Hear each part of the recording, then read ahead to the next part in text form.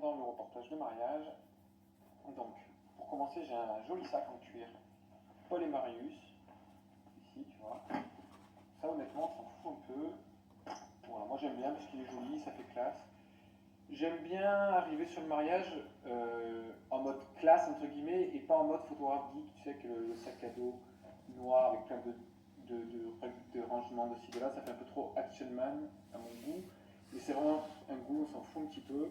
Voilà, je trouve que ça c'est joli. C'est pas le plus pratique, je pense, c'est beaucoup plus pratique qu'un vrai sac à dos. Mais franchement, je m'en sers quasiment pas, c'est-à-dire que j'arrive sur le lieu du mariage, je le pose dans une pièce et en fait j'y reviens très rarement, à part quand j'ai besoin. Mais voilà, je ne trimballe pas beaucoup, donc c'est pas très important. Donc dans ce sac, tout ça qui est important, j'ai, donc on commence par les appareils photo, j'ai deux Canon R6 que tu peux voir là. Un avec un 50 mm 1.2 Canon, tu as fait la bague rouge, et celui qui est en train de me filmer que tu vois pas, c'est aussi un Canon R6 mais avec un 35 mm 1.4, toujours de la gamme Canon. Pourquoi je shoot en focale fixe? Pourquoi deux focales qui sont si proches?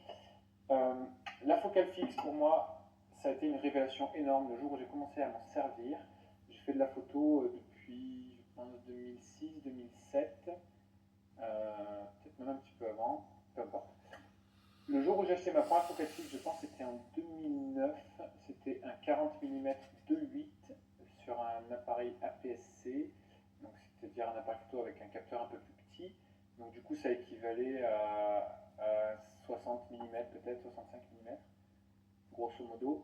Le jour où j'ai cette focale, clairement, ma pratique s'est transformée. Je me suis mis à shooter plus qu'avec elle. Je me suis forcé au début parce que c'était compliqué, ça zoomait quand même pas mal, hein, parce que 60 mm c'est quand même assez proche, donc tout ce qui est en intérieur et tout, c'était à peu près. Mais je me suis forcé à shooter avec cette optique-là. Déjà, le rendu était fou.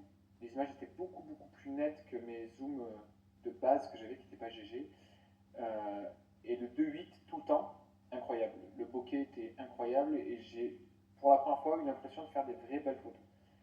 Du coup, j'ai jamais changé d'optique après, enfin j'ai jamais repris le zoom après ça. Une fois que j'ai goûté à la focale fixe, j'ai tellement aimé ça que j'ai pas changé. Et en plus, je me suis rendu compte que ça m'a vraiment fait progresser dans ma prise de vue. Parce que du coup, mon cerveau était bloqué en 40 mm, je pouvais pas faire autre chose. Et du coup, j'étais obligé d'avancer pour zoomer, entre guillemets, de reculer pour dézoomer. Et des fois, le cadrage ne me plaisait pas, donc je bougeais, j'essayais de chercher autre chose. Et je ne peux pas tricher en zoomant, dézoomant. En fait, ça m'a obligé à être moins feignant et du coup à chercher des cadrages beaucoup plus créatifs. Et à partir de là, j'ai vraiment beaucoup progressé. Donc il y a eu clairement un très gros avant-après quand je suis passé des zooms à la focale fixe. Donc pour cette raison-là, je ne shoot qu'en focale fixe. Ensuite, j'ai acheté un boîtier full frame. À l'époque, c'était un Canon 6D Mark I. Ça remonte à 2013, je pense, 2012-2013, avec un 50 mm 1.4. Et j'ai commencé à shooter tout le temps avec ça. J'ai eu ma fille en 2013, elle a shooté tout le temps avec cette optique-là. Du coup, je me suis vraiment habitué au 50 mm que j'ai adoré, qui était une de mes optiques préférées pendant très longtemps. Donc c'est naturellement qu'après j'ai acheté le 51.2 plus tard, parce qu'il a le rendu est dingue. Il n'est pas très rapide, la mise au point n'est pas toujours précise, mais quand tu réussis à choper le piqué au bon endroit, les photos elles sont magnifiques. Il y a une ambiance, il y a quelque chose qui est magique, que j'adore sur cette optique-là. Et un petit peu après, je dirais en 2016, je me suis acheté mon premier 35 mm. J'ai testé du 24 mm, j'ai testé du 28 mm. C'était toujours trop grand angle, 35 mm, je me suis senti tout de suite comme à la maison. C'était une optique que j'ai tout de suite adorée. J'ai eu un petit peu mal à l'utiliser parce qu'elle inclut beaucoup de choses quand tu shootes. Donc il y a beaucoup d'infos dans l'image, donc pas forcément facile à utiliser. J'y reviendrai après, mais tu verras que plus tu inclus d'informations dans une image, plus c'est compliqué, plus tu as un grand angle, plus c'est dur de réussir ton image, je trouve. Plus tu zoomes, plus c'est facile, mais moins ton image est peut-être intéressante, mais on y reviendra. Mais je me suis forcé 35. Quand je partais en voyage avec ma famille, je n'emmenais pas le 50, je faisais exprès de garder que le 35. Et du coup, le 35 est devenu ma focale préférée. Maintenant, je shoot quasiment qu'avec ça. Je la maîtrise vraiment très bien. J'adore le rendu qu'elle a, de près, de loin, tout le temps quasiment. Mais j'ai quand même toujours mon petit 50 qui reste mon premier coup de cœur et que j'aime beaucoup utiliser dans certains types de cadrage, certains types de photos. Et du coup, je l'ai toujours. Et c'est, on va dire, l'optique qui me permet de shooter d'un peu plus loin quand j'ai besoin.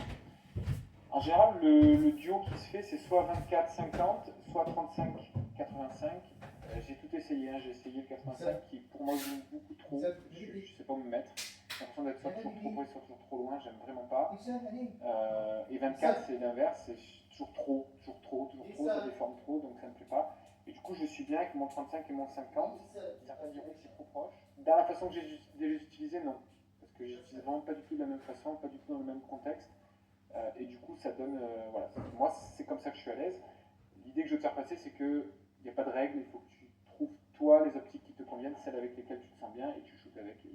Et aujourd'hui, c'est ça. Peut-être que dans 2-3 ans, j'aurais changé. En tout cas, ça fait depuis 2016 que je suis avec ce couple 50-35, et pour l'instant, je ne change pas parce que c'est vraiment celui-là avec lequel je me sens bien. J'ai eu un moment à 135 mm pendant un moment, mais j'ai arrêté parce que je me suis rendu compte que je m'en servais jamais, donc je l'ai revendu. Et du coup, voilà, aujourd'hui, je suis que en 35 et 50. Ce qui est génial aussi, c'est que du coup, comme c'est des focales qui ne sont pas très éloignées, bah, dans le rendu de mes images, j'ai une cohérence qui est énorme. C'est-à-dire que quand tu regardes un reportage complet, tu le verras après, on pourrait presque avoir l'impression que j'ai shooté tout le long avec la même optique, même si moi, je sais voir la différence entre le 35 et le 50. Je pense que mes clients ne s'en rendent pas forcément compte, et du coup, il y a une sensation de qualité qui est vraiment très poussée, puisqu'on a toujours le même rendu. Le fait que ce soit tous les deux des objectifs Canon fait que j'ai la colorimétrie qui est toujours la même, j'ai ce toucher, ce rendu, enfin c'est pas toucher, mais je dis toucher parce que j'ai presque la sensation de pouvoir toucher la texture de mes photos avec le rendu Canon. Et du coup, voilà, j'ai une vraie cohérence, une vraie continuité dans mes images, et ça c'est hyper important. La focale fixe est aussi très puissante pour ça. Si tu joues avec un zoom, je te dis n'importe quoi, un 24-70, et après un 70-200, c'est le duo qu'on voit souvent, bah, du coup tu vas couvrir des plages qui vont de 24 à 200 mm. Et en termes de déformation de l'image, la différence elle est monstrueuse entre un 24 et un 200. Et du coup, dans ton reportage, bah, ça va se voir. Alors, est-ce que c'est grave ou pas, j'en sais rien. Moi, dans mon idée de ce que je veux rendre, je veux vraiment rendre à mes clients quelque chose de très cohérent, une cohérence visuelle, une signature visuelle précise. Du coup, 35-50 pour moi c'est parfait. Si tu es sur du zoom, je pense que c'est beaucoup plus compliqué d'obtenir la même cohérence visuelle. Donc après ça c'est des choix, hein. Mais voilà, moi dans mon travail, 35-50, je suis au top et je me sens vraiment très à l'aise avec ça. Ensuite j'ai un hold fast, donc ça je te mettrai le lien sous la description de la vidéo pour que tu puisses t'en acheter un si tu veux, mais il n'y a pas que hold fast, il y a plein de marques qui le font, mais hold fast, moi écoute, ça fait 10 ans que je l'ai, le truc il n'a pas bronché, c'est hyper solide, c'est hyper fiable, j'ai jamais un appareil photo qui est tombé, donc tu le mets comme ça. C'est vendu avec un petit crochet que tu mets sous ton appareil photo, que tu viens fixer comme ça, tac, voilà, et tu vois ton appareil photo, il est fixé, tu peux le lâcher, et du coup, c'est vachement discret, tu vois. C'est ton appareil photo qui pend, l'autre appareil photo je le mets là, et du coup, bah, quand j'arrive sur les mariages, c'est vachement décontracté, j'ai la petite chemisette, c'est joli, c'est classe, et c'est hyper reposant, tu vois, t'as pas besoin de tenir ton appareil photo à bout de temps, donc c'est très simple. T'as tes deux appareils, si je veux le défaire pour faire un shooting un peu plus haut plaque, et c'est fait. Après je le remets, j'ai l'habitude, ça va vite. Voilà. Donc ça c'est vraiment un investissement que je te conseille qui est hyper pratique, et vraiment je pense que faire sans c'est compliqué. Hein. Vraiment, voilà, là t'as tes deux appareils qui sont toujours fixés sur toi, c'est vraiment beaucoup plus reposant et ça marche très bien. Ensuite on a quoi? On a deux flashs. Donc le flash je m'en sers très peu, mais je m'en sers en soirée quand même, c'est un petit peu obligatoire. Donc j'ai mon flash principal ici, donc un 430 EX2 de Canon avec le TTL. On en parlera plus tard du flash. Hein. Et j'ai un deuxième flash Cactus plus basique dont je me sers très rarement, mais qui me sert en cas de problème avec le premier. Voilà, c'est une sécurité plus qu'autre chose. Je m'en sers vraiment rarement. En général, quand je suis en soirée, je ne shoote plus qu'avec le 35 mm. Du coup, j'ai un appareil avec un flash, l'autre boîtier rangé. Ça peut m'arriver d'avoir les deux en même temps, mais c'est rare. Typiquement, s'il fait pas beau, qu'il pleut, et qu'on est enfermé à l'intérieur pendant le cocktail et qu'il fait sombre, bah, peut-être que dans ce cas, je vais shooter avec le 35 et le 50 et j'aurai le flash sur les deux. Ça, c'est possible. Mais c'est assez rare. Mais voilà, j'ai toujours un deuxième flash au cas où. Tout est doublé en fait, hein, on ne sait jamais. On ne peut pas prendre de risque le jour d'un mariage. Donc, bien sûr, du coup, ça me fait penser, je ne l'ai pas dit, mais ça coule de source. Deux boîtiers obligatoires. Hein, sur le jour d'un mariage, tu ne peux pas te permettre d'avoir un seul boîtier. Parce que si ton boîtier, si tu as les deux boîtiers qui plantent, et ça m'est arrivé une fois, bah, tu as un deuxième boîtier de secours. Donc vraiment, ça c'est un truc qui est obligatoire, il te faut deux boîtiers le jour du mariage. Tu n'es pas obligé de shooter avec les deux tout le temps, hein. Il y a des photographes qui peuvent shooter avec un seul boîtier parce qu'ils ont un zoom 24-70 qui leur permet de faire toutes leurs photos. mais ils ont un deuxième boîtier dans le sac au cas où le boîtier tombe en panne. Voilà, ça c'est vraiment un point très important. Tu peux pas te permettre de dire à tes mariés, écoutez, je suis désolé, mon appareil photo est en panne, je rentre chez moi. C'est pas possible. C'est pas possible du tout. Donc 2 boîtiers pour cette raison-là, j'avais oublié de le dire, mais c'est quand même un petit peu important. Ensuite, j'ai une petite sacoche où il y a toutes mes cartes, tu vois, qui sont bien rangées, ça tombe tout de suite. Donc voilà, j'ai des cartes de secours que je n'utilise pas parce que j'ai des cartes qui sont suffisamment grosses, mais tu vois, j'ai beaucoup de cartes dedans, au cas où. Elle est retombée, c'est pas grave, elle restera par terre. Dans mes appareils photo, double slot, 2 cartes, hop, très important. Hop là, dis donc. Donc 2 fois, je sais pas si tu vas bien voir, mais 2 fois 256 Go. C'est des grosses cartes. Pourquoi je mets des cartes aussi grosses? La raison est simple, c'est qu'en fait, un des plus gros risques que tu as de perdre les images, c'est quand tu manipules tes cartes. Pourquoi? Parce que tu sors ta carte, tu vois, tu peux la faire tomber comme je viens de faire. Quand tu la mets dans le lecteur de cartes, tu peux la tordre un peu, j'en sais rien, et ta carte ne marche plus. Donc l'idée, c'est de sortir le moins possible, souvent la carte de l'appareil photo. Du coup, en mettant une grosse carte, une 256 Go, je peux couvrir en général 2 voire 3 mariages. Donc je vais sortir ma carte moins souvent. Surtout, ce qui est important, c'est que pendant le mariage, je ne la sors jamais. Pendant le mariage, je ne touche jamais mes cartes. Voilà. J'ai des cartes de secours au cas où, parce que ça peut arriver que je n'ai pas eu le temps de vider ma carte avant de partir, et du coup, pendant le mariage, la carte va être pleine et je vais la changer. Mais vraiment, j'évite ça. Le but étant que je ne touche pas mes cartes pendant le mariage. Et en fait, il y a une des 2 cartes qui ne va jamais bouger. Donc j'ai une carte qui enregistre en RAW, qui est la carte que je vais sortir, je vais mettre sur mon ordinateur, je vais vider les photos et la ranger, la remettre dans l'appareil photo. Et la deuxième carte, c'est une carte de copie qui copie un JPEG. Du coup, 256 Go en JPEG, autant te dire que je dois pouvoir mettre dessus, j'en sais rien, mais 30, 40 000, 50 000 photos. Donc cette carte-là, en fait, elle va quasiment jamais bouger de ma saison. Elle va me faire la saison quasiment complète. Tandis que l'autre carte qui me fait les RAW, elle va sortir après chaque mariage pour enregistrer les photos. Mais au moins, si ma carte RAW plante au moment où je la mets dans mon ordinateur, il y a toujours les JPEG. Je serai moins confort pour faire mon traitement, mais je m'en sortirai. Donc ça, c'est obligatoire. Donc du coup, je suis en double copie. Une carte qui copie en RAW, enfin qui enregistre en RAW, et la deuxième qui fait une copie en JPEG, la plus haute qualité possible, bien sûr.